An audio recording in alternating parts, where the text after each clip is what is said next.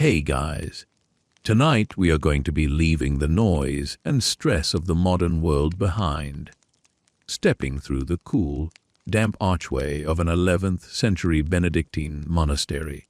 Imagine the sound of your heavy woolen cloak brushing against the rough, hewn stone as you walk. The light of your single lantern cuts a small, bobbing circle in the deep, enveloping gloom of the late hour. A faint, earthy scent of turned soil, beeswax, and dried herbs hangs in the air, oddly comforting and immensely peaceful. This isn't a place of grand battles or dramatic royal intrigue. This is the world of silent prayer, slow work, and the medieval solution to the very modern problem of insomnia. We're focusing on the quiet, crucial work happening inside the infirmary garden, or Hortus Medicinalis, where monks cultivated every root, leaf, and flower necessary to tend to the sick, and, crucially, to help the sleepless find their rest.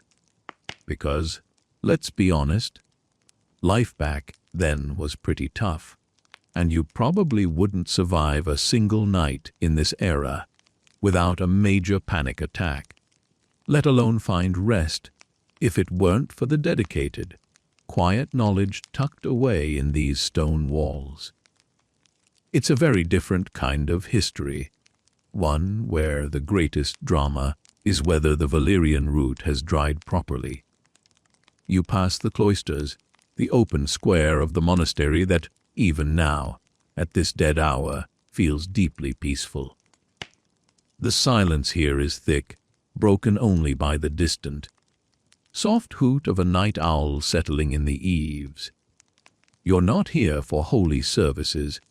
You're being led by a shadowy, silent figure, the infirmera, the monk tasked with looking after the health of the community. He carries a small brass oil lamp, and its light throws long, dancing shadows across the cobblestone path. His quiet, shuffling steps are the only sound besides your own slow breathing. He is guiding you toward the perimeter wall, where the main vegetable patch gives way to something more specialized, more intensely focused, the walled infirmary garden. It is here, under the watchful, silent eye of the surrounding forest and the distant, unblinking stars, that the true work of gentle healing takes place. Tonight, you're not just a modern observer. You are the one who is sleepless, perhaps suffering from a feverish chill, or simply the deep, nervous agitation of a world that offers little comfort and no central heating. You need a remedy, and the infirmera is your only hope. He slides open a heavy wooden gate, hinges groaning softly in protest. This sound, that single drawn-out creak, is the loudest thing you've heard all evening, and it feels significant, marking your passage into a sacred space. You step inside the Hortus. The air here is immediately different, denser, richer, carrying the sharp, sweet, sometimes pungent odors of the plants themselves. You can smell the minty sharpness of costmary, the sweet, dark scent of chamomile, and something vaguely earthy and medicinal that makes your nose wrinkle slightly even in your exhausted state. The garden beds are laid out in precise, logical geometric patterns, a reflection of the medieval monk's belief that God's order could be found in nature, even in the smallest leaf. This wasn't chaos.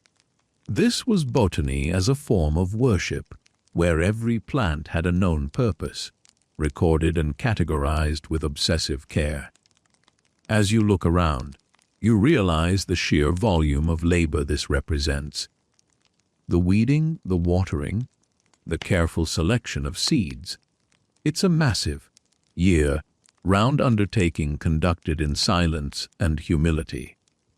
This is the mainstream historical fact of the section. Monasteries in the Middle Ages were the primary repositories of both classical and indigenous medical knowledge in Europe, with the infirmary garden being the literal core of their healthcare system. They kept the flame of botanical science flickering through the turbulent early medieval centuries. Your eyes drift over the low, dark rows. Many of the plants are familiar, comforting presences, even to your modern sensibility. The tight little yellow buds of chamomile are ready for harvest, their calming scent unmistakable. You see the deep green, almost aggressive leaves of Valerian, a root famed even then for its hypnotic properties. And then your eye catches something odd, something that is the quirky or fringe tidbit of this moment, a patch of what looks like common poppy. Not the bright, ornamental kind, but a specific variety cultivated for a specific, dangerous purpose. The monk pauses, his lamp illuminating the dark seed heads. He doesn't need to say anything. You know this is the powerful, terrifying source of opium, a potent sedative that requires absolute, monastic precision to harvest and use safely. It's a reminder that their pharmacy was a very powerful one, capable of doing great harm as well as great good. It's the medieval equivalent of having a locked cabinet labeled "Ooze only in case of emergency," right next to the sage.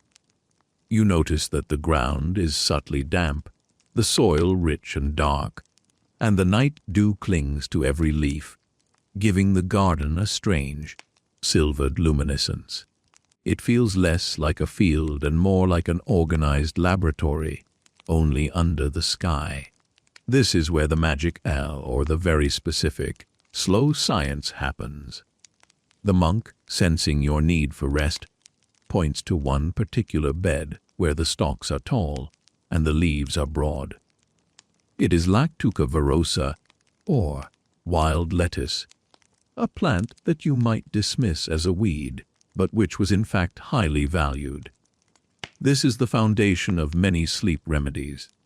Historically, it was believed to possess soporific qualities, a kind of botanical anesthesia, without the extreme dangers of the poppy.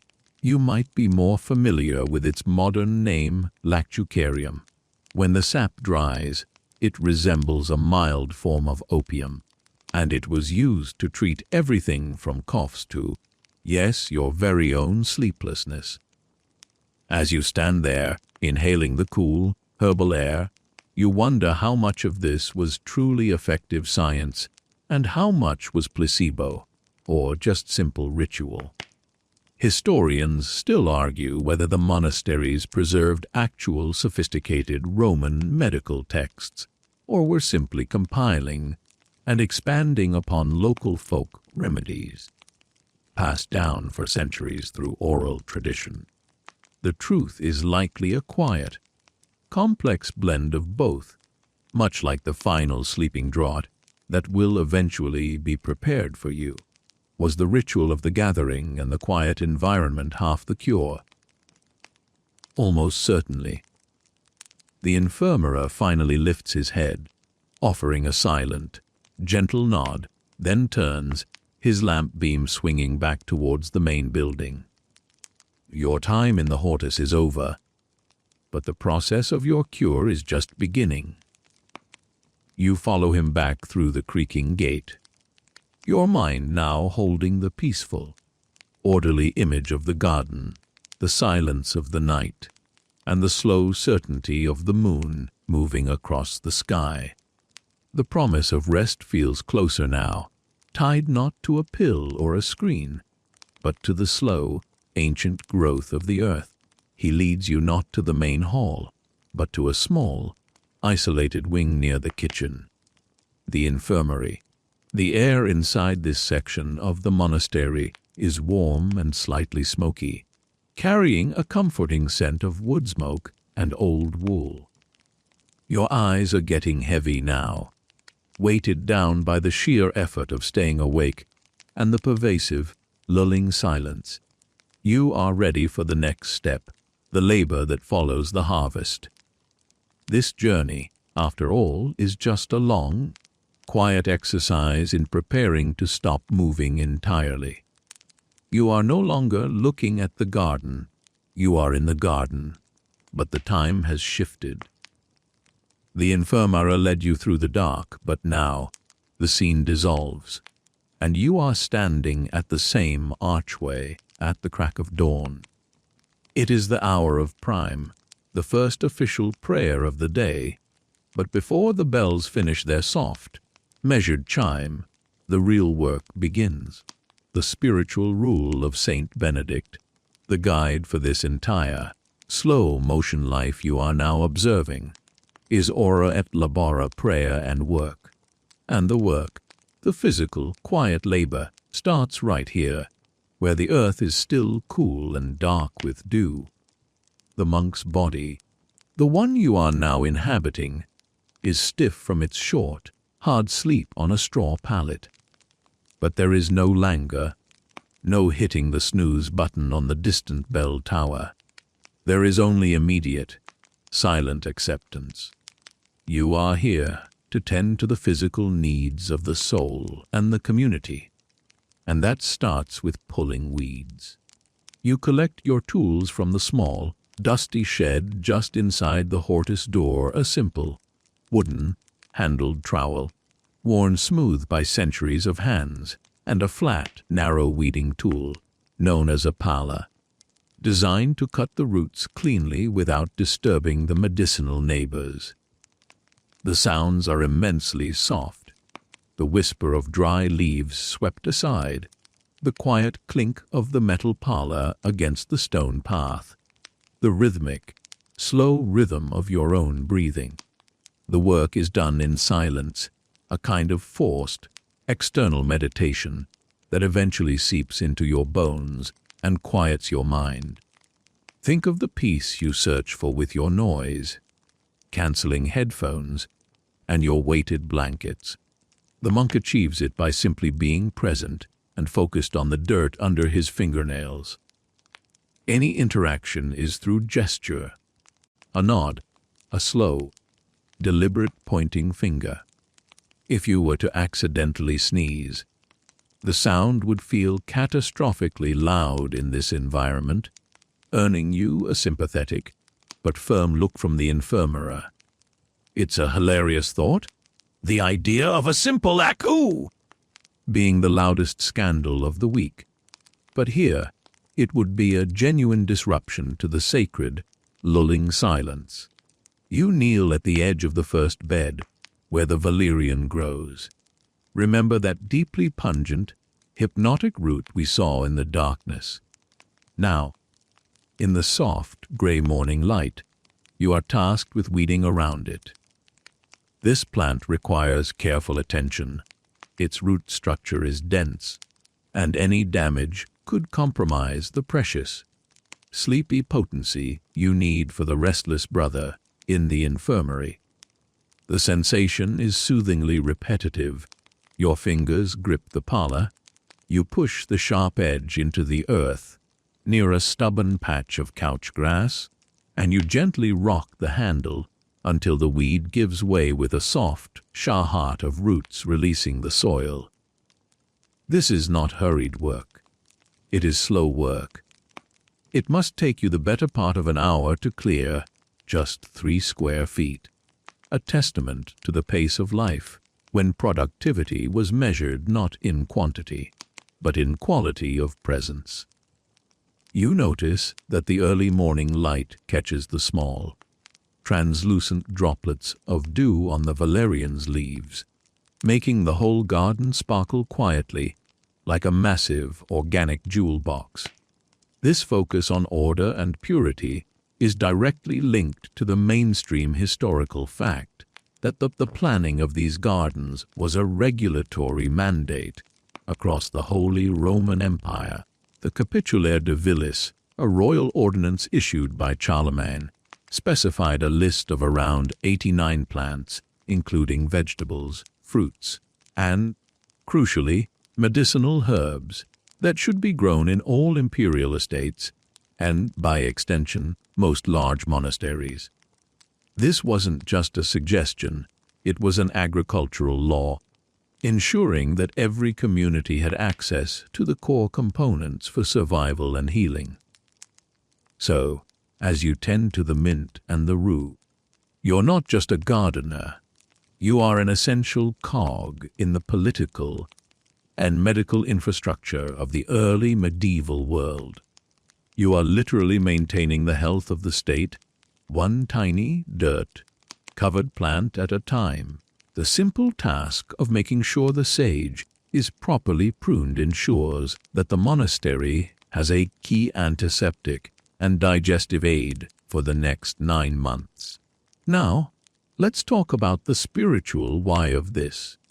The physical labor is considered a protection against sloth, one of the 7 deadly sins. When your hands are busy, your mind is less likely to wander into dangerous or anxious territory. For a modern comparison, think of it as the ultimate form of digital detox and cognitive behavioral therapy, all wrapped up in a damp woolen habit. It's impossible to worry about last night's argument with the priors, who, let's be honest, probably just complained about the volume of your snoring when you are fully absorbed in extracting a deep, rooted taproot without snapping it. The work forces you to exist entirely in the now. You move on to the next bed, dedicated to plants whose primary use is not purely medicinal, but perhaps just for flavor, or even more gently, for mild cheer. This brings us to the quirky or fringe tidbit of the section. Beside the serious rows of feverfew and deadly nightshade, yes, they grew that too, handled with long tongues and a lot of prayer, there is a sprawling patch of borage. Borage, with its fuzzy leaves and tiny, vivid blue, star-shaped flowers, was often added to the monk's daily food, or a bit of wine specifically to promote what they called euthymia, good spirits, or mild cheerfulness. It was the medieval equivalent of a gentle mood-boosting supplement. A small rebellion against the often bleak austerity of their lives. It wasn't a cure for a disease, but a cure for the chronic may of a long, cold winter. It's charming, really, the idea that even these serious, devout men needed a tiny, blue, edible star to remind them that life wasn't entirely about penance and cold stone. It's also why, if you were to look closely at their seed catalogue, the medieval version, which was just a list on vellum, you might find a note next to it saying, "Good for morale," which, frankly, is a prescription we could all use today. As the sun begins to climb, casting a soft, golden light over the garden walls, the air starts to warm, and the work becomes more rhythmic. You stand now, using a simple, heavy hoe to turn over a patch of fallow soil, preparing it for the mid-spring planting of chamomile. This is a purely repetitive action, the hoe rising and falling with a soft, steady thud, thud into the dark, fragrant earth. The monotony is the point. Your mind is encouraged to empty. It's like listening to a 10-hour loop of rain on a tin roof. The repetition ensures that no single thought can gain traction and pull you into a spiral of worry. Think of the monks who worked here, year after year, perfecting the care of St. John's wort, a potent remedy for melancholy and bad dreams. They didn't have clinical trials, but they had centuries of observation. They knew which plants thrived in the shade, which demanded sun, and which simply preferred to be left alone. This deep, patient intimacy with the earth is a lost art. It's a very different form of knowledge than the Google search you might do today for herbal sleep aids. Their knowledge was grown, not just retrieved. And this brings us to one of those quiet, underlying mysteries that historians love to debate. Historians still argue whether the monastic gardens, despite the strict rules and comprehensive lists like the capitulaire, were truly isolated, self-contained units of healing, or if they were heavily reliant on local, non-monastic peasant knowledge for the maintenance and supply of certain herbs. Did Brother Thomas, who knew his books, secretly rely on old Agnes from the village, who knew exactly where the best mugwort grew in the wild marsh? The official records say, no, the monks were self-sufficient, but the reality is that the peasantry often possessed deeper, more intimate knowledge of the local flora and fauna, passed down orally, knowledge that the monks, for all their Latin texts, simply couldn't get from a book. It's a quiet debate about the mingling of high knowledge and low knowledge, of the text versus the earth. You take a break, wiping the sweat from your brow with the sleeve of your habit. The air now smells of warm dirt, sun-drenched lavender, and a faint hint of wood smoke from the nearby kitchen, where the first gentle fires are being lit. This smell is a cue that the first small, silent meal of the day, probably a bit of bread and weak ale, is approaching.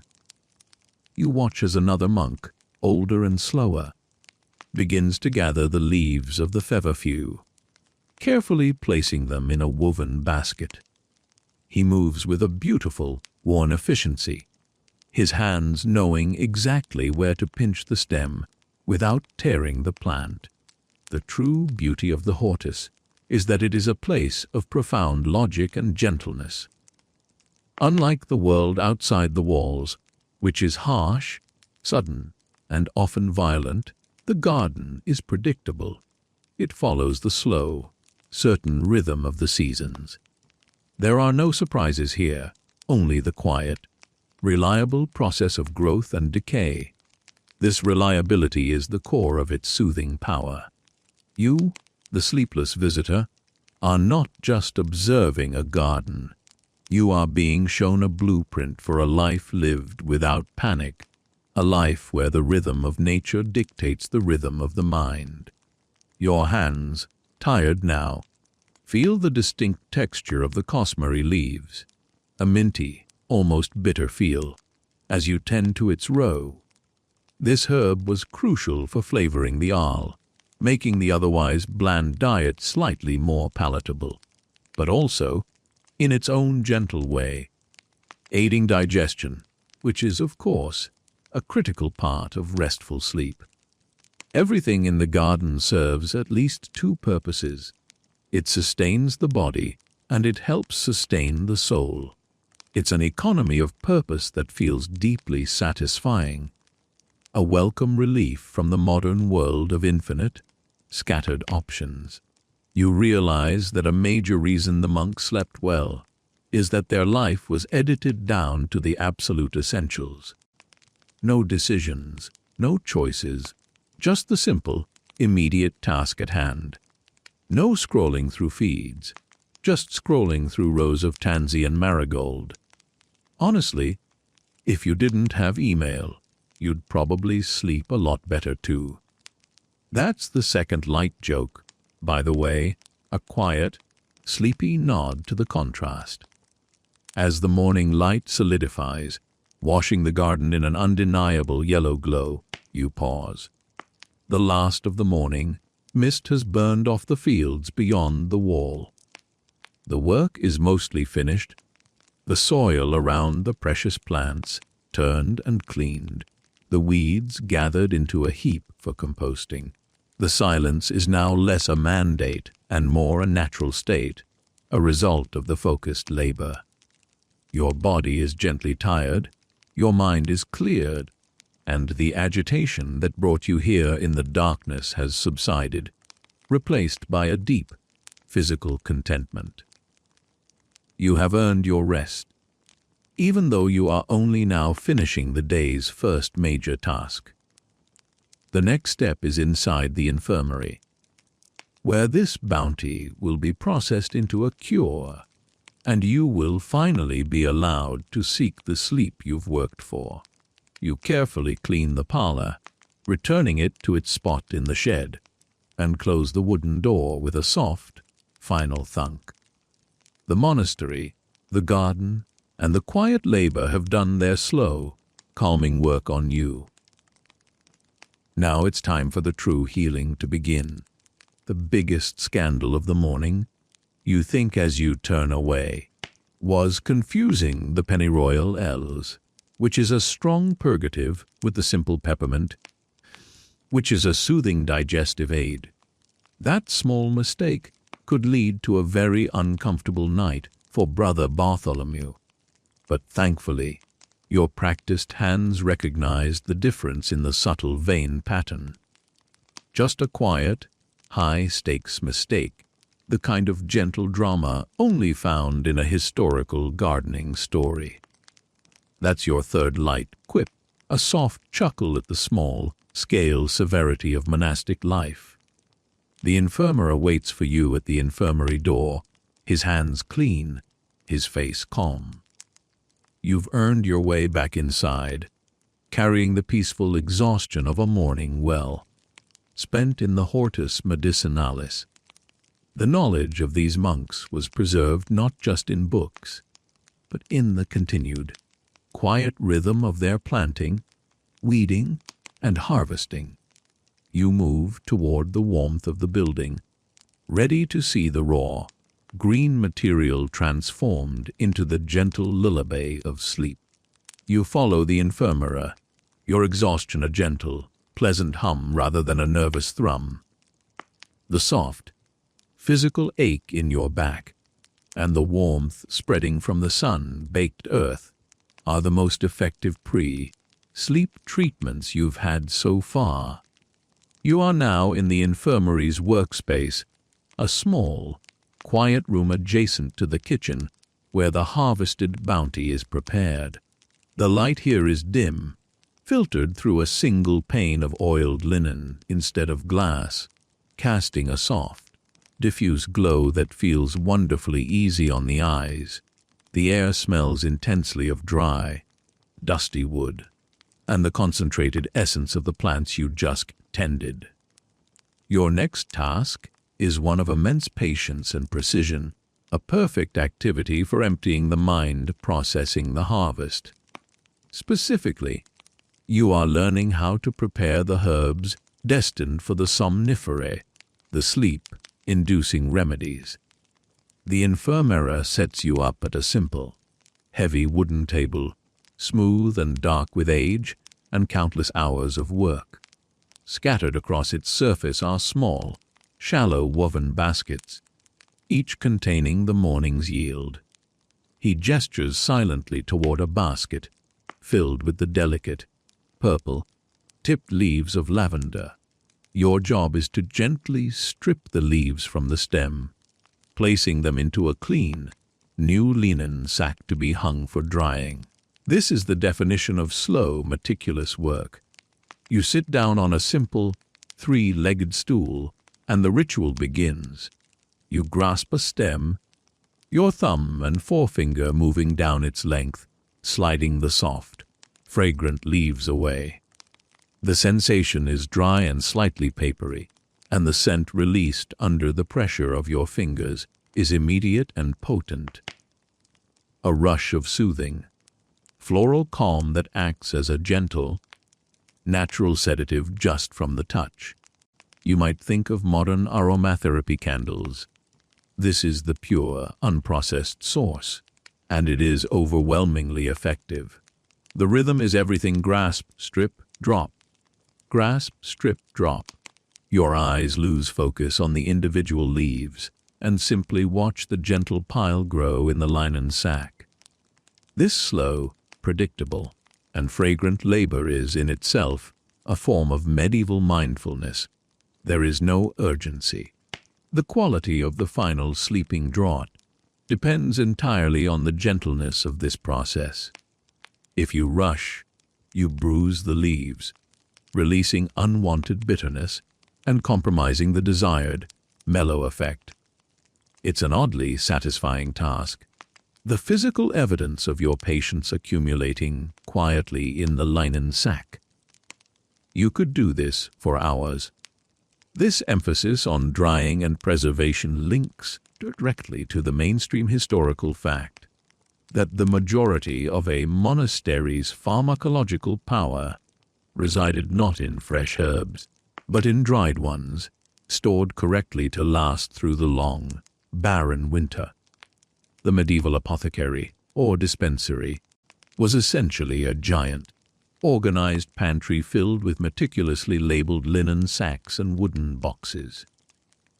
Drying racks were everywhere, high up near the ceiling where the air was warmest and driest. You can look up and see the evidence: long, straight stalks of hops, used for a gentle bitterness in ale, but also a famous relaxant, hanging upside down, looking like ghostly green bells, quietly crackling as they dry. Proper preservation, often involving drying, powdering, and then mixing with honey or wine, was the science of medieval medicine. Without the ability to preserve, the winter would bring not only cold, but a lack of cures. As you work, you notice another preparation. On the adjacent stone countertop, an older monk is patiently using a pestle and mortar. The quiet, rhythmic thump, thump, scrape of the pestle is an ASMR dream. He's grinding dried poppy seeds, not the whole deadly heads, but the less potent seeds which, when mixed with honey, were known to create a mild cough suppressant and pain reliever. The monks were acutely aware of the line between medicine and poison. This careful processing, the quirky or fringe tidbit here, was often accompanied by specific prayers or chants. They believed that the efficacy of the remedy was enhanced by the spiritual purity of the one preparing it.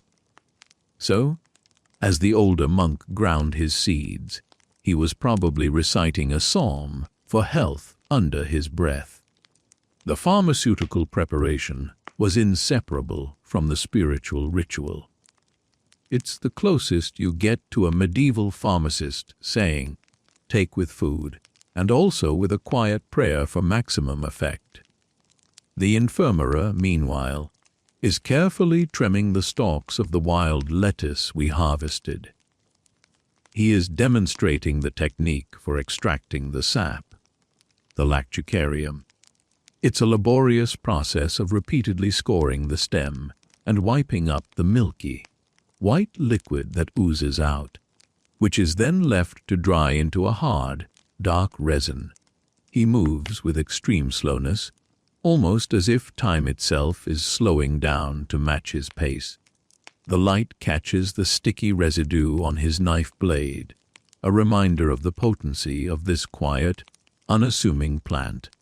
You realize that your own simple task of stripping lavender is a test of patience, preparing you for the mental stillness required by a deeper sleep. Historians still argue whether the monk's methodical approach to medicine was primarily driven by rational empiricism. Thus, what works, or by theological doctrine, God's will foreordered. The structure of the infirmary's manuals, the quiet books they kept, seems to blend both. Detailed instructions for tinctures and decoctions side by side with recommendations for prayer and fasting. Was the cure the herb, or the submission to the quiet, predictable routine? It's a gentle academic debate that reminds us how deeply entwined faith and science were in this era. For the patient, though, the debate is irrelevant. All that matters is the relief. You finish the first sack of lavender, and placing it gently on the floor, you stretch your back. The infirmary nods in approval and gestures to a new task, preparing a decoction. This involves placing the rougher, woody parts of a different plant, a mix of dried mugwort and a few shaved chips of willow bark, into a heavy, black cauldron already suspended over a small, gently smoking fire in the corner hearth. Mugwort, they believed, aided in easing nervous tension and was sometimes used to ward off bad dreams or incubus attacks, which are just a medieval way of saying sleep paralysis. Willow bark, of course, is nature's original aspirin, a gentle painkiller that helps eliminate the small aches and pains that keep a tired body from settling. The fire is the opposite of dramatic. It's a quiet, controlled heat, perfect for the long, slow simmering required to extract the plant's medicinal properties. You stir the contents of the cauldron with a long, smooth wooden paddle. The sound it makes is a soft, wet slosh, slosh, slosh, a wonderfully heavy, repetitive noise that you could easily fall asleep listening to. As the water warms, the steam fills the room, now carrying the combined scent of bitter mugwort and the clean, earthy smell of willow. You feel your eyelids growing heavier. The sheer weight of historical information and the slow, deliberate work are acting like a deep, mental massage. It's a very satisfying kind of tiredness. I mean, who needs a sound machine when you have the gentle, rhythmic slosh of a medicinal decoction? That's my first gentle joke here. You look down at the dark, bubbling water. This slow process of transforming plant matter into potent liquid is the heart of the infirmary's purpose. The monk's life is defined by quiet transformation of soul through prayer and of nature through careful labor. The lack of rushing, the complete absence of any sudden movement or sound, is the active ingredient in the sleep cure. It reassures the nervous system that no emergency is pending and that all is in gentle, predictable order. This, more than any specific herb, is the core of their successful treatment of sleeplessness or vigilia, as they might have called it. As you continue to stir, you think back to the harsh remedies mentioned in ancient texts. Remember that crocodile, dung sunscreen. Just a quick callback to the previous section to maintain continuity. This monastic medicine feels far more gentle and focused on promoting rest rather than shocking the body into submission. It's a humane approach, guided by spiritual care. The older monk now stops his grinding, carefully pouring the dark powder into a small glass vial, sealing it with beeswax. His movements are a study in slow, deliberate grace. The whole environment, from the oiled, linen window to the low, humming fire, is calibrated to be a shelter from the aggressive light and noise of the outside world. It is the perfect, soft box for healing. The only high-stakes drama here is whether the fire maintains its low, steady temperature. A very manageable drama indeed. This is the third gentle joke. The most urgent thing happening is a simmer. You feel your own breathing deepen, sensing with the slosh of the paddle. The steam, the scent, the quiet work, it all combines into a powerful, non-chemical sedative. The section is drawing to a close, and the raw materials are ready. You have sorted the leaves and stirred the bark. The next step is the actual administration of the cure, the final part of your long, slow preparation for sleep. You set the paddle aside, the cauldron now left to gently infuse. Your muscles are relaxed, your mind is quiet. The exhaustion you feel is the deep, healthy kind that begs for rest, not the sharp, anxious kind that keeps you awake. You are ready. The infirmary leads you into the small, dedicated treatment area of the infirmary. It's a quiet, private nook, smelling richly of the decoction You just stirred and the clean, mineral scent of cold stone. You are the patient now, and the stillness of the room is the first and most potent medicine. You sit on a simple, low bench covered with a clean, rough linen sheet.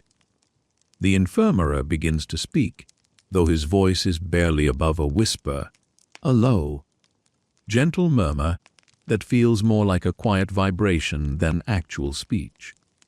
He speaks about the cause of your sleeplessness, or vigilia, using the reigning scientific model of the time, humoralism. This is the mainstream historical fact you need to internalize.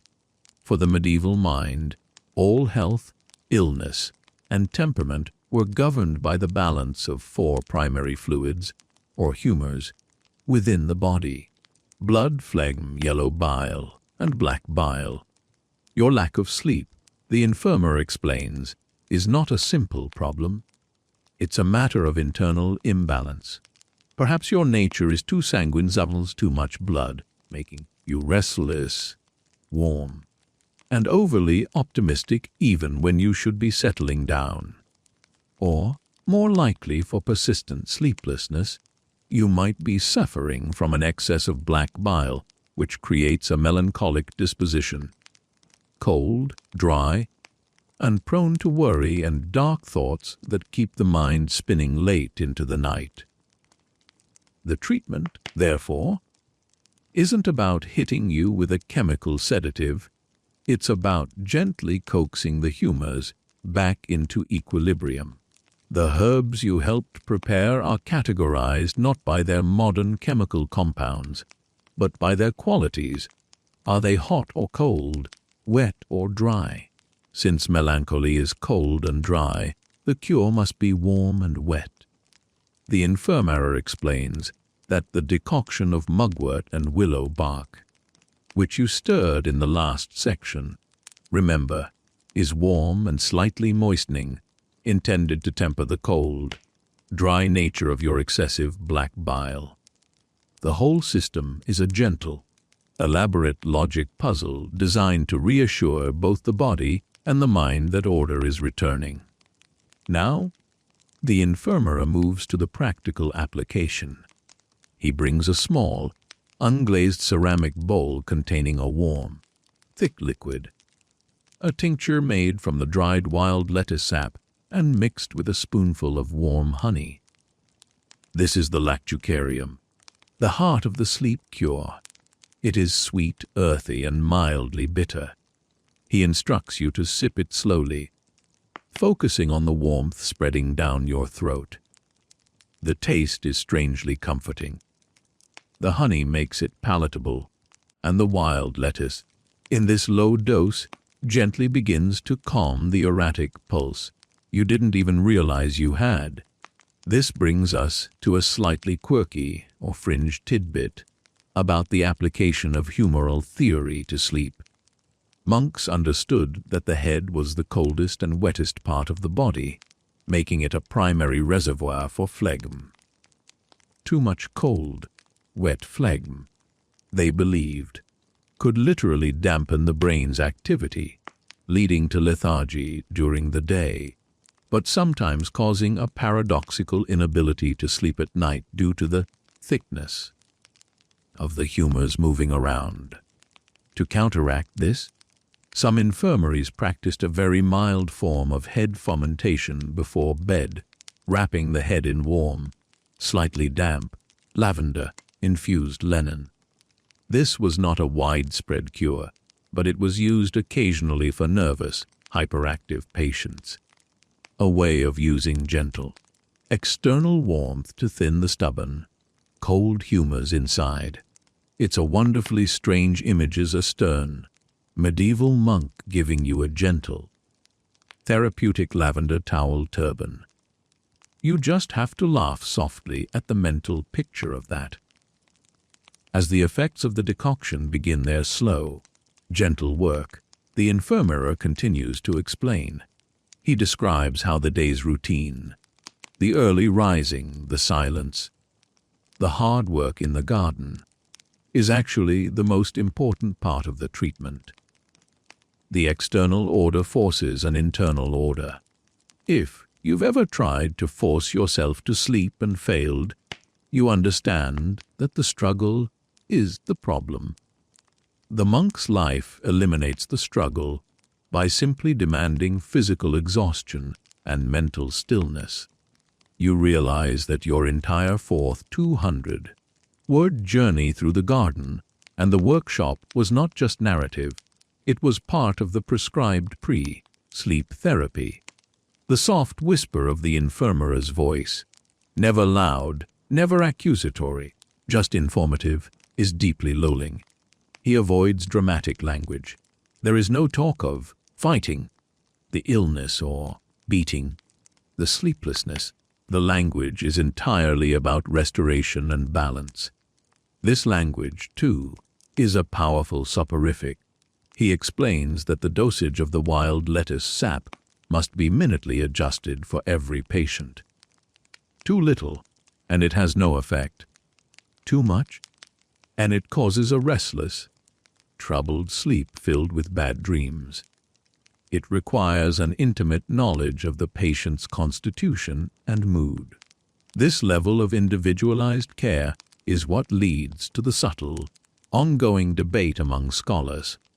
Historians still argue whether the relative success of monastic medicine was due to the efficacy of the herbs themselves, true pharmacology, or the psychological power of the routine, the sacred environment, and the monk's unwavering, calm confidence, purely therapeutic ritual. Was the wild lettuce working, or was the peaceful authority of the infirmera the real power?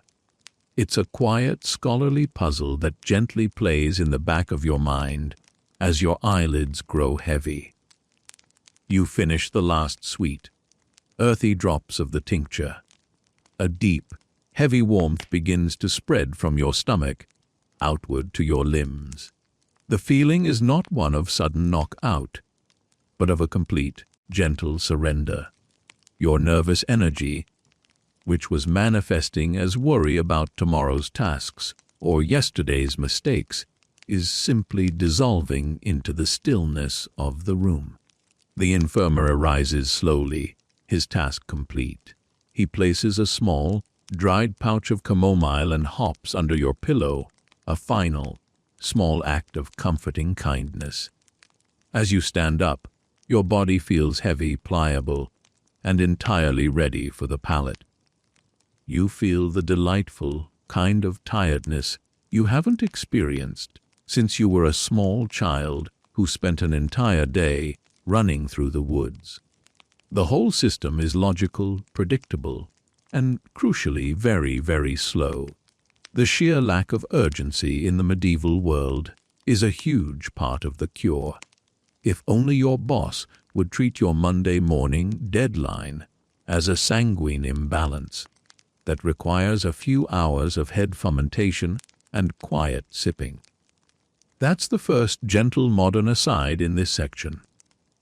You follow the monk out of the treatment area. The air is slightly cooler now, a gentle promise of night settling in completely. The most important thing is that your mind has been emptied by the physical work and soothed by the quiet, confident logic of the humors. You've had your medieval bedtime story, and it has successfully bored your hyperactive brain into submission. Now for the final approach to the resting cell. You can almost feel your brain power down. That's the second gentle joke, acknowledging the process. The infirmer lights the path with his single lamp, its beam still small, but now infinitely comforting. The destination is close. You realize the power of the simple truth. If you commit yourself entirely to the quiet order of this place, sleep simply has to follow. The cure is not an event, it's the entire, slow, deliberate process of living. That's the third quiet thought of gentle wisdom for the section. The infirmera guides you past the quiet, warm core of the infirmary and toward a darker corner where the raw, wet ingredients are stored.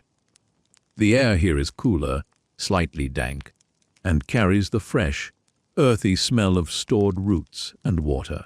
You are now observing the creation of the most counter-intuitive sleep aid of the era, the unexpected cure lettuce water.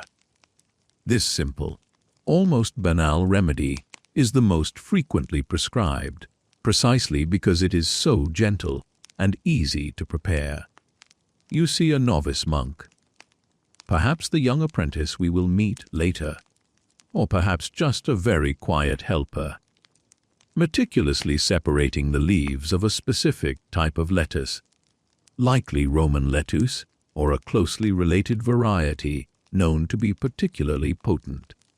This is the mainstream historical fact here, while wild lettuce, L. lactuca virosad, provided the powerful opium-like sap, the lactucarium from the previous section. Common garden lettuce, Lactuca sativa, was also employed for its mild, watery sedative properties. It was considered the perfect treatment for the mildly agitated, the worried, or those simply suffering from an inability to settle. It was the medieval equivalent of a cup of weak herbal tea, comforting and mildly effective. The process is incredibly simple and almost comically slow. The leaves are not dried, not boiled into a harsh decoction, but simply steeped in cold water for a long, quiet period. Sometimes they are crushed very gently with a wooden spoon. No heavy pestle and mortar here. To release the milky white fluid, the trace amounts of lactucarium into the water. This infusion is then consumed, often sweetened with just a drop of honey. The power of the remedy lies in its utter lack of drama.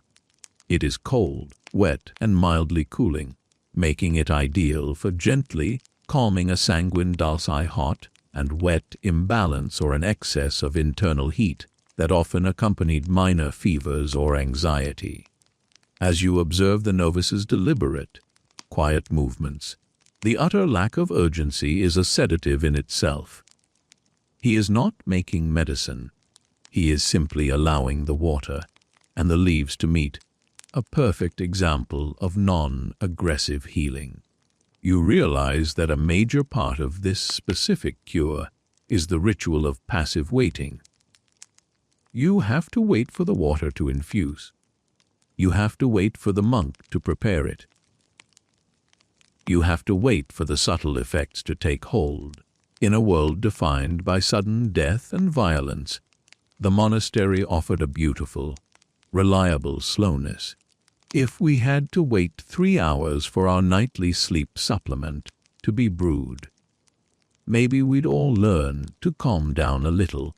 That's your first gentle joke here, a quiet reflection on patience.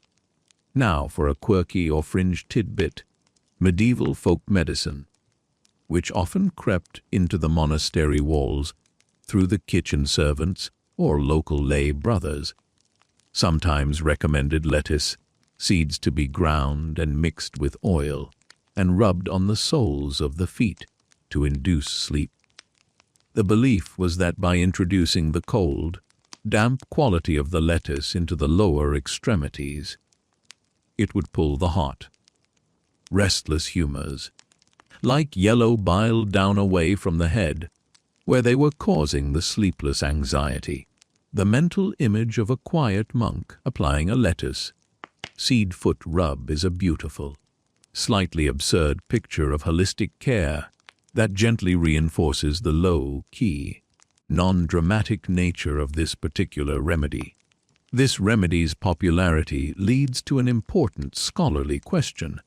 Historians still argue whether the documented use of lettuce water was purely therapeutic form of very mild botanical sedative, or largely symbolic, serving as a powerful and gentle placebo that relied on the deep faith and trust the patient had in the monk's authority and the sanctity of the monastic environment.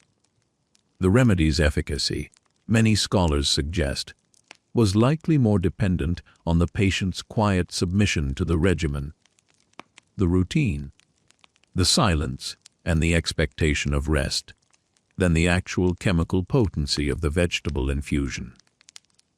The novice finishes the infusion, covering the ceramic bowl with a clean, light piece of cloth. He sets it aside, and the air of anticipation, if you can call it that in this quiet place, hangs softly. You stand there for a moment, absorbing the stillness. The whole episode has been an exercise in de-escalation, from the sharp medicinal smells of the decoction to the simple, watery scent of the lettuce. It's a purposeful fading of intensity, guiding your senses toward zero stimulation. You recall the much more intense substances from the previous section. The poppy seeds and the strong, dried valerian root. The lettuce water stands in opposition to these, a testament to the monks, understanding that not every sleepless night requires a heavy hammer. Sometimes a gentle whisper is enough. If your anxiety is only a mild fever of the soul, you get the lettuce water. If you're thrashing around and shouting Latin in your sleep, you get the heavier dose of lactucarium from the infirmarer's locked cabinet. This distinction shows a surprisingly subtle and sophisticated approach to treating varying degrees of insomnia. You watch the novice move away to his next silent task, sweeping the stone floor of any stray dust with a soft, natural broom. The sound of the straw brushing the stone is another instance of beautiful, predictable ASMR. It reminds you that even the clean-up is part of the cure, a final act of ordering the world before seeking rest. The lack of any conversation, the absolute focus on the task at hand, is the very antithesis of the modern brain, which thrives on distraction and noise. This is the simple reality of the cure. The monk is trying to bore your brain back into its most primitive, restful state. That's the second gentle joke. You feel a profound sense of peace. The heavy, restless feeling of the initial vigilia is gone, replaced by a satisfying, quiet mental fatigue. The simplicity of the lettuce water, just a few leaves and cold water, is a reminder that most cures for modern overstimulation probably lie in what we stop doing, not what we start taking. The novice eventually turns, nods silently in your direction, and gestures toward the quiet, curtained-off sleeping area. The lettuce water has been prepared, steeped, and is ready for its final, slow consumption. Your journey into the deeper, more serious side of the infirmary, the heavy botanical hitters, will have to wait until you are fully rested.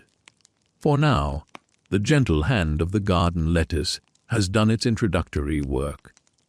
You have settled slightly. The gentle relief of the lettuce water infusion and the physical labor of the morning, creating a manageable, heavy fatigue. But the deepest forms of sleeplessness, the ones rooted in pain, fever, or intense anxiety, require more than just calming water. You are now leaving the pleasant, simple corner of the infirmary and moving toward the darker, more potent realms. The shelf where the truly drowsy but dangerous botanicals are kept. These are the ingredients handled with caution, respect, and a healthy dose of fear. Medicines that walk the fine line between cure and catastrophe. The infirmary, moving with his signature silent grace, gestures toward a locked cabinet higher up on the wall, distinct from the open shelves, holding the common mint and sage. He unlocks it with a heavy brass key that clinks softly against the wood, a rare, sharp sound in this quiet place. Inside, the light catches dried, brown roots and tightly, wrapped bundles of leaves that carry an almost electric sense of potency. The main focus here is the highly respected and equally feared wormwood, and, in tiny, rare doses, the legendary mandrake. Wormwood, Artemisia absinthium, is the mainstream historical fact of this section. While you might know it today for its role in the highly alcoholic and famously psychedelic drink absinthe in the medieval monastery, it was revered for its potent bitterness. This bitterness was the key. Humoral theory dictated that bitterness was a drying, heating agent, excellent for treating conditions caused by excessive phlegm, cold and wet, or for purging the body of yellow bile. Wormwood was used as a powerful digestive bitter, a purge for parasites, and, crucially for our purpose, a remedy for night terrors and hypochondria, often seen as a physical manifestation of excessive worry.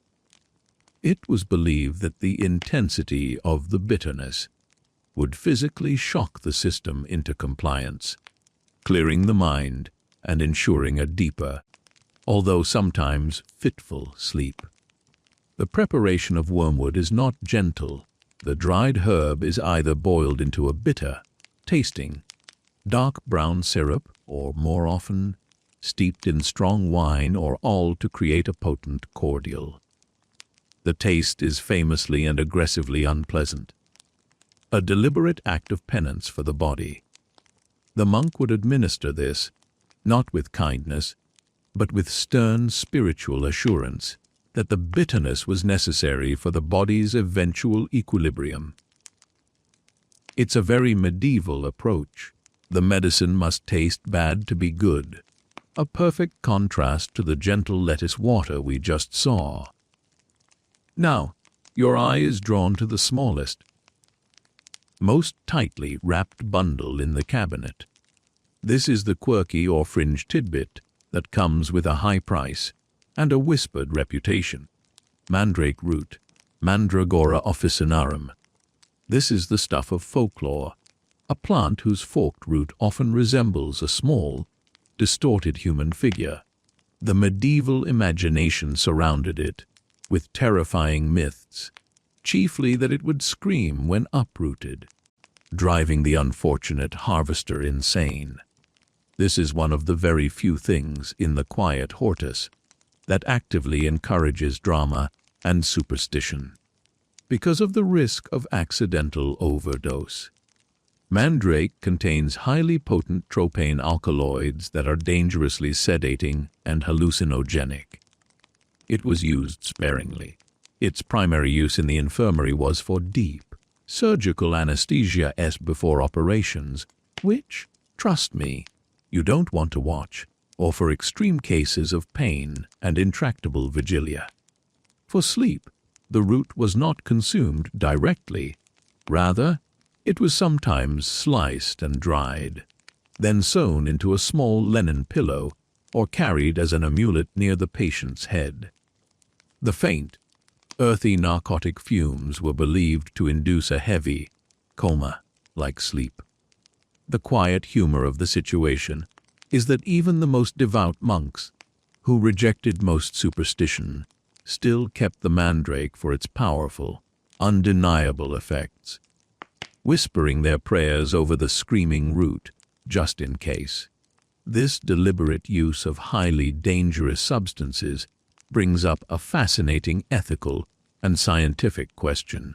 Historians still argue whether the monks' use of these heavy narcotics like mandrake and large doses of opium tals from the Papaver somniferum poppy was truly therapeutic or simply a way of controlling disruptive patients.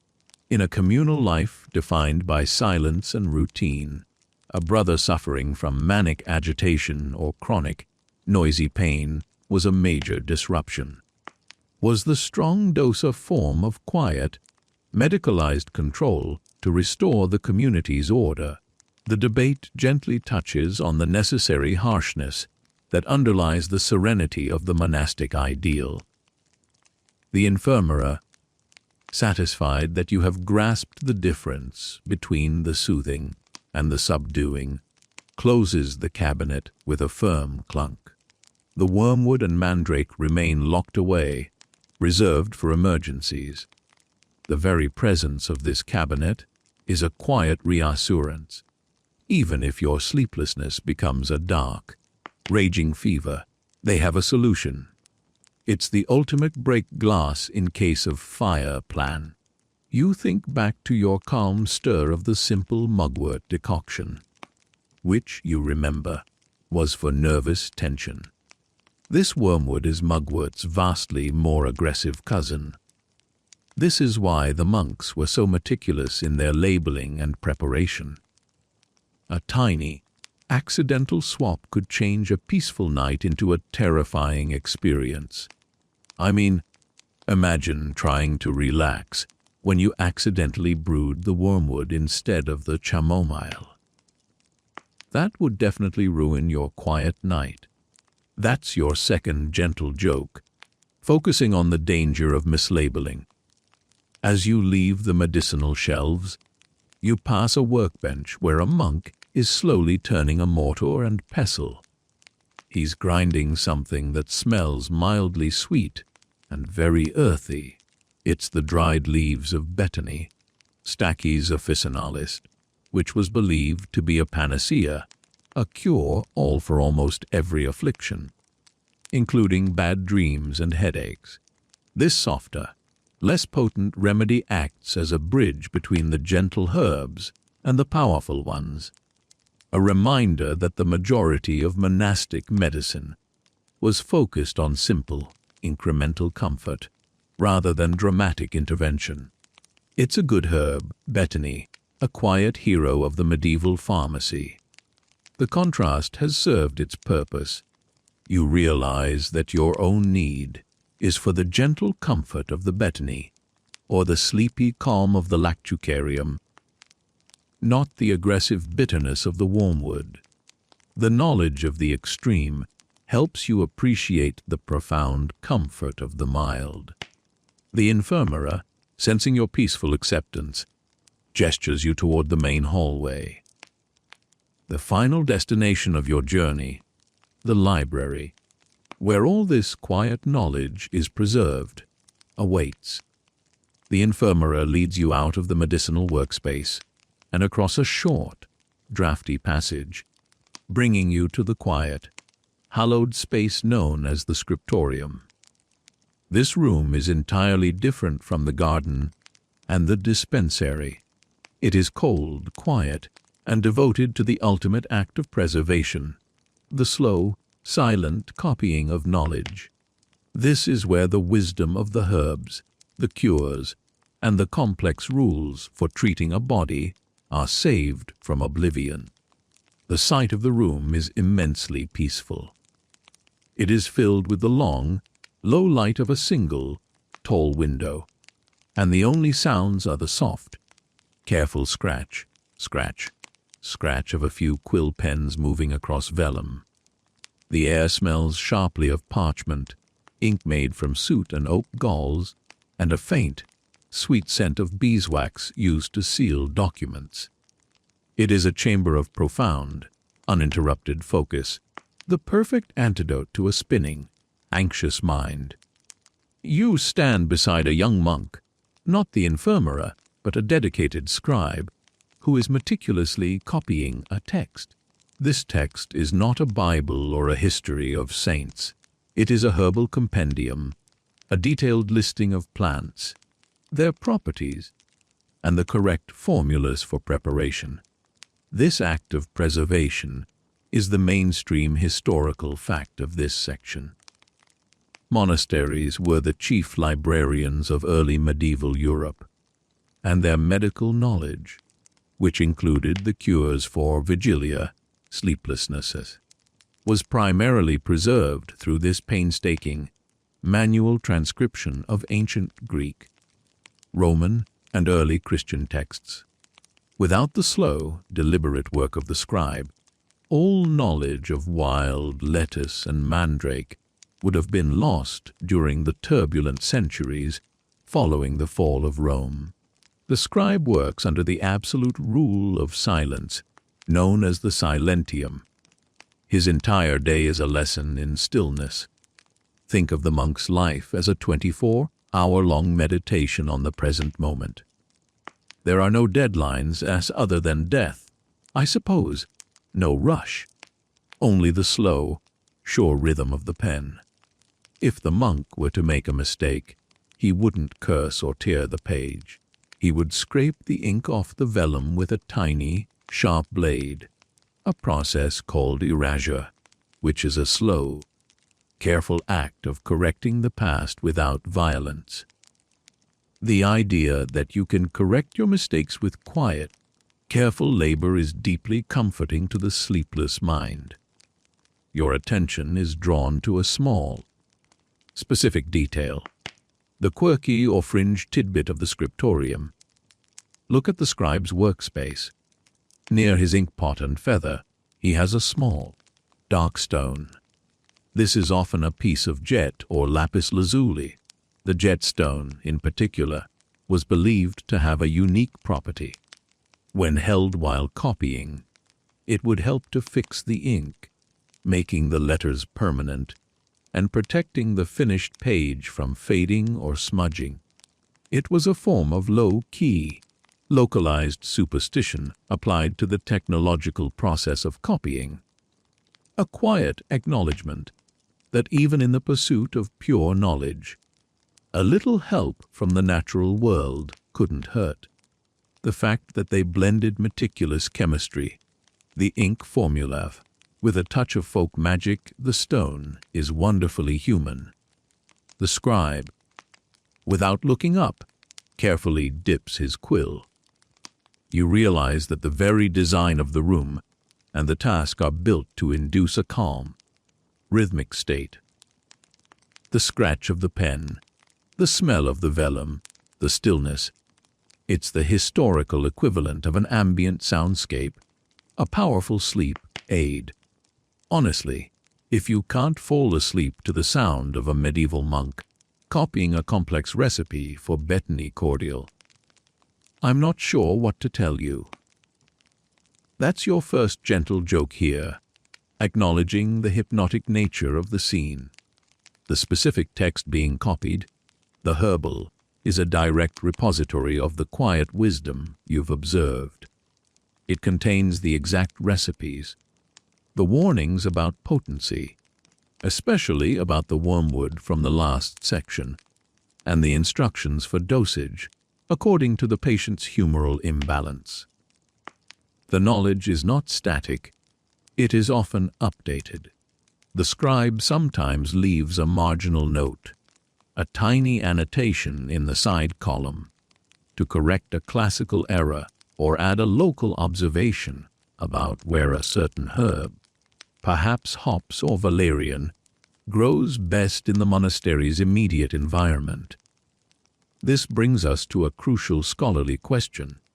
Historians still argue whether the scribe's marginal notes were truly innovations that advanced medical knowledge, or whether they actually introduced errors into the texts by misinterpreting complex Latin or Greek sources. Was the medieval scribe a hero of preservation or an accidental agent of distortion? The debate gently touches on the fragility of knowledge and the immense responsibility carried by these silent, focused workers. The knowledge of the best sleep cure for the community rested entirely on the clarity of a hand-written note in a dark room.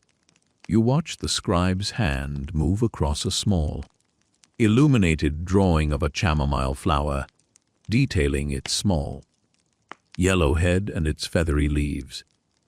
The drawing is both functional and beautiful, serving as a mnemonic device and a visual check against misidentification in the garden. This blending of art and science is another hallmark of the monastic world. The beauty of the illumination is not a distraction, it's a tool to focus the mind and ensure accuracy. As you turn to leave, you appreciate the immense, quiet effort required to create the comfort you are seeking. Your own sleeplessness is a tiny, personal problem, but the solution, a simple herbal draught, is backed by centuries of preserved, copied, and silently shared knowledge. The knowledge itself is a sleeping draught for the mind, a reminder that the world has endured, and the rhythm of healing has persisted. The infirmary waits for you at the door. You've seen the source of the knowledge, the why behind the what. You realize that the act of copying the cure is just as peaceful as the act of making it. That's the second light quip here, a quiet reflection on the similarity of the activities. Now, you are ready to see how this internal system interacts with the turbulent world just outside the monastery walls. The infirmary, your silent guide, now leads you away from the internal sanctity of the Scriptorium and toward the small, secondary gate near the guest houses. This shift in location marks a subtle but crucial change in the atmosphere. The silence is still present, but it is now punctuated by the muffled sounds of the world outside the monastery walls, the distant clatter of a cart, the faint bleating of sheep, and the low murmur of human voices. You are moving from the controlled environment of pure aura, as prayer, and labora, work, to the realm of pilgrims, potions, and the outside world. This is the point where the monastery's healing knowledge, born from the quiet, isolated labor in the Hortus, flows out to meet the common person. The gate itself is not grand, it's a simple, heavy plank door. And when the infirmary slides the latch back, the light and the sounds of the bustling, untidy medieval world feel sudden and unfiltered. You are watching the quiet economy of medicine in action. The individuals waiting outside are not monks. They are weary pilgrims passing through, local peasants from nearby villages, or perhaps a minor lord's steward seeking a remedy for his master's persistent stomach trouble. They are here not for spiritual confession, but for physical healing, drawn by the monastery's reputation for having the most potent and reliable herbal cures. This outreach to the public is the mainstream historical fact of the section. Monasteries served as indispensable public dispensaries and guest houses, effectively acting as the medieval world's primary hospitals and pharmacies for the general population, especially those who could not afford private physicians. A weary farmer, his face lined with sun and worry, steps forward. He is asking, through a series of humble gestures and whispered words, for a sleeping draught for his wife, who is kept awake by a persistent cough. The infirmary listens patiently. He doesn't offer the dangerous mandrake we saw locked away, reserved for internal use and extreme pain, but rather a small, wrapped paper containing dried horehound, and a tiny measure of the less potent lactucarium mixed with honey, a gentle cough suppressant, and a mild sedative. The exchange is not based on cash, but on a token of gratitude, perhaps a dozen fresh eggs, or a small piece of rough linen cloth. The medicine is freely given, but the reciprocal act of charity is expected. Now, notice the exchange of knowledge, the quirky or fringe tidbit that often happened at these walls.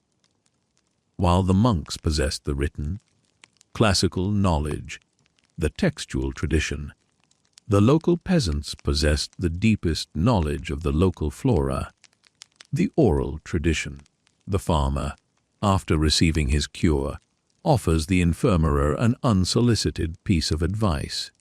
Where the lady's mantle, a popular wound, healing herb, is currently growing thickest in the nearby wood, or perhaps warning him that the recent heavy rains have made the local comfrey too waterlogged to harvest.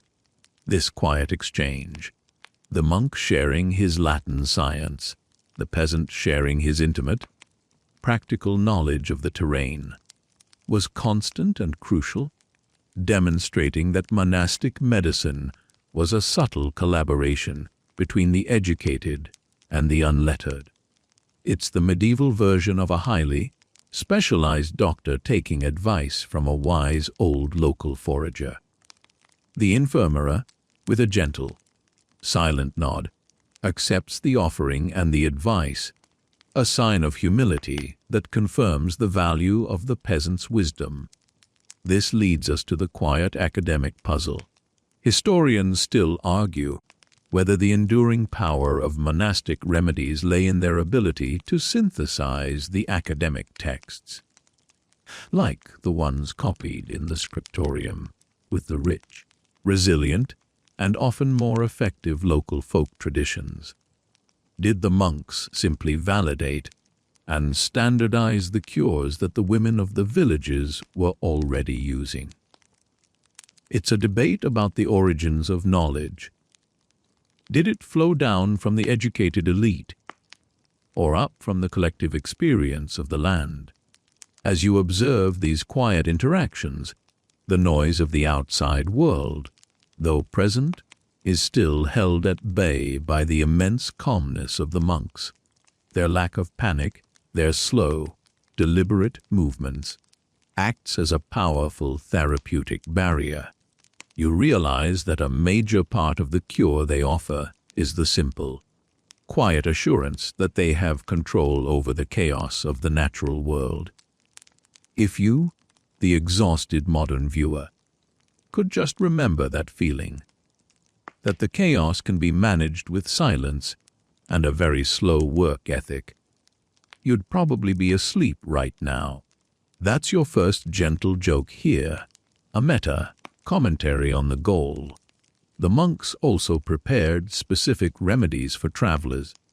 They would often mix dried, crushed caraway seeds with bread to form a light, digestible biscuit. Caraway was prized for easing digestion and warding off intestinal worms. The kind of simple, practical care that ensured pilgrims could actually complete their long, arduous journeys without being stopped by a rogue stomach issue. Think of it as the medieval world's very gentle version of a tummy tamer for the road. You watch as the last visitor receives their small packet and walks away, their shoulders looking slightly less burdened. The infirmera closes the gate with a quiet, firm thud, sealing the monastery back into its bubble of peace. The brief exposure to the outside world, with its subtle anxieties and loud demands, only makes the monastery's internal quietness feel more profound and more earned. It is a sanctuary, not just from sin, but from stress. The infirmera turns back toward the main building. The evening is deepening. The final, essential ingredients for your own long-awaited sleep are now being gathered in the warmest, coziest corner of the monastery, the kitchen. The quiet economy of healing is complete. Now it's time for the economy of comfort. Your eyelids are heavy, and the anticipation of a warm, sleepy drink is immensely alluring. I mean, who hasn't been promised a warm drink before bed only to have it cruelly denied? That would be the real medieval torture. That's the second gentle joke, focusing on the comfort of the moment. The final step in your long, quiet preparation for rest takes you to the warmest and coziest corner of the entire monastery, the refectory, and its adjacent kitchen.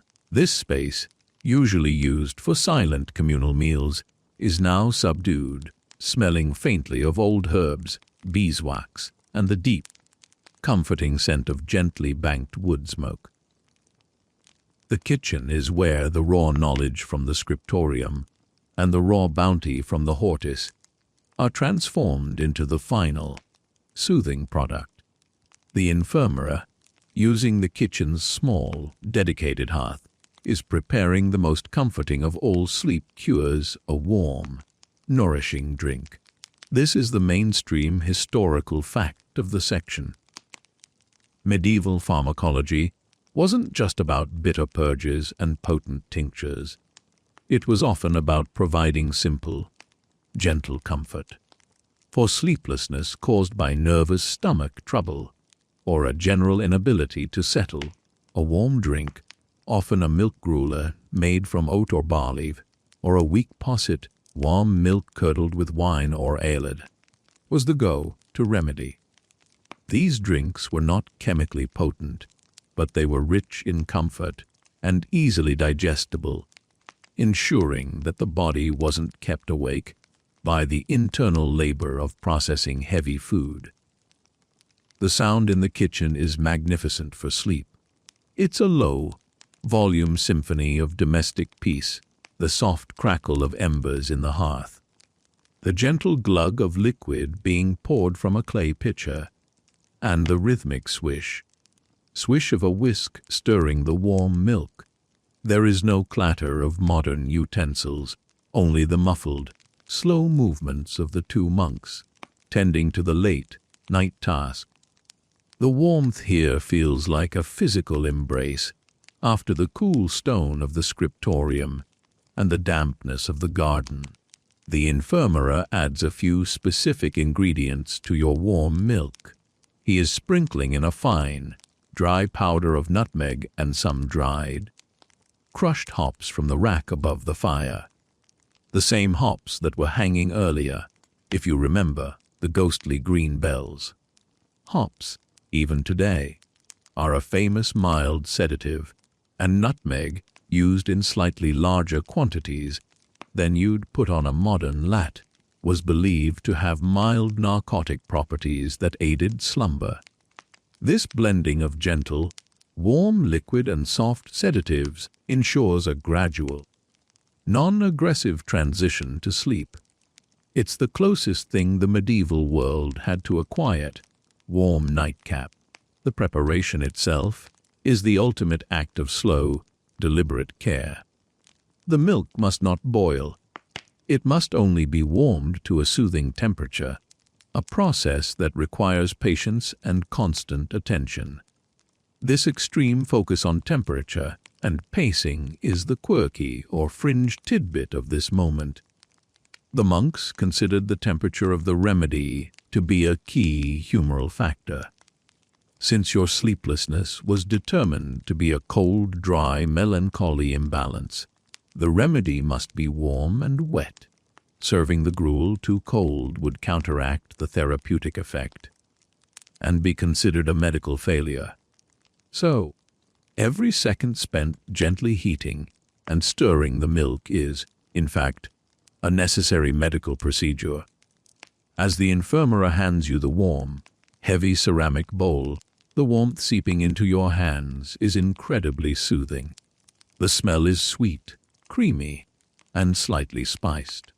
It is a powerful cue to your nervous system that the day's drama is over and your body is being cared for. You sip slowly, the thick, warm liquid coating your throat and stomach, creating a deep, centered feeling of contentment. It's a feeling utterly divorced from the anxious, over-stimulated energy that brought you here. If you could package this feeling, you'd make a fortune. That's your first gentle joke here. This moment of quiet sustenance before bed naturally leads to a scholarly point. Historians still argue whether the practice of administering warm, easily digested food before sleep was a unique monastic innovation, or simply the codification of ancient Roman or Greek domestic practices. Was this cure born from the medical books of Galen and Hippocrates? Or was it simply something a kind mother or grandmother had always done to soothe a restless child? The quiet debate revolves around the origin of comfort. Is it intellectual or is it primal? Regardless of the origin, the effect is immediate and deeply therapeutic. You finish the last spoonful of the warm posset. Your hands are warm, your stomach is settled, and your mind, starved of stimulation and overwhelmed with gentle, repetitive labor, is simply giving up the fight. You are heavy, pliable, and utterly ready for rest.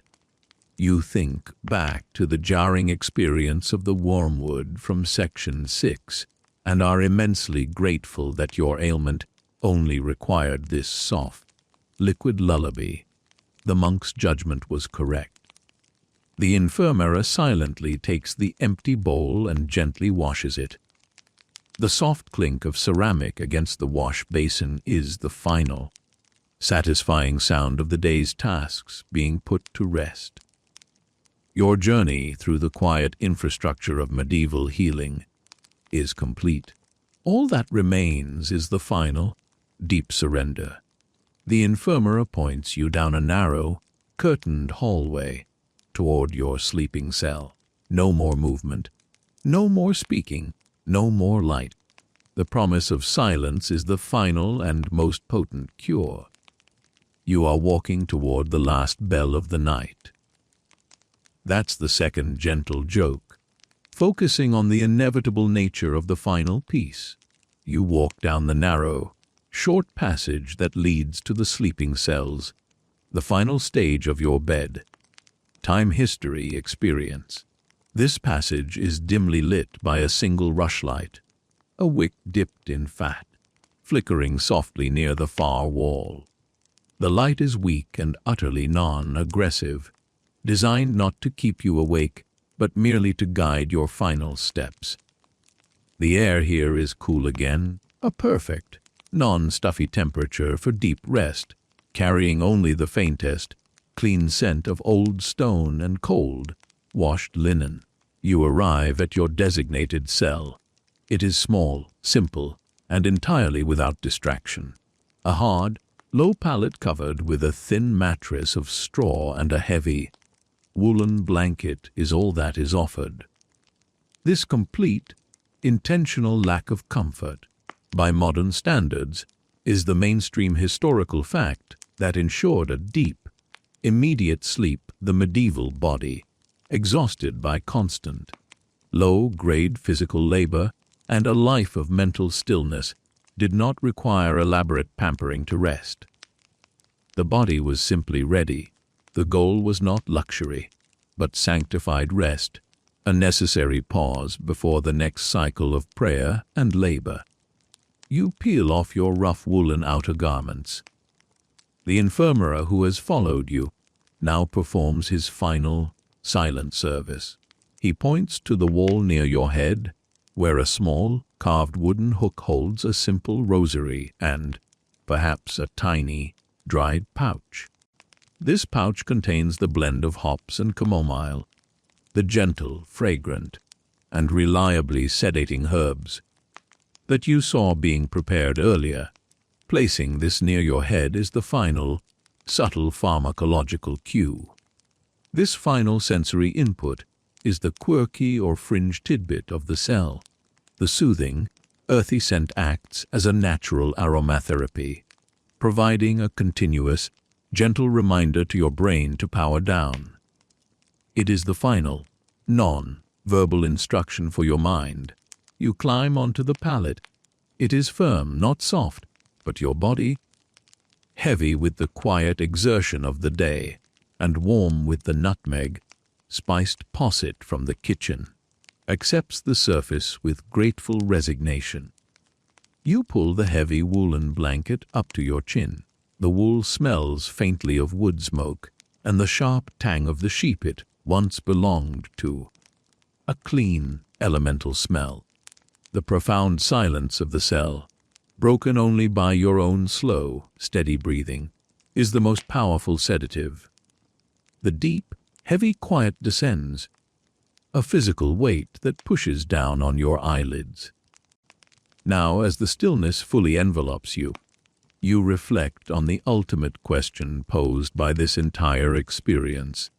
Historians still argue whether the monks' consistent success in treating sleeplessness was due to the specific chemical action of their herbal remedies, the Scriptorium and Valerian working as actual narcotics, or to the absolute power of the monastic schedule and environment itself. The routine, the lack of stimulation, the hard labor, and the deep, shared spiritual belief in order. Was the sleep cure truly a potion, or was it the entire, all-encompassing way of life that simply made vigilia physically and psychologically unsustainable? The quiet scholarly debate confirms the complexity of human rest. You close your eyes.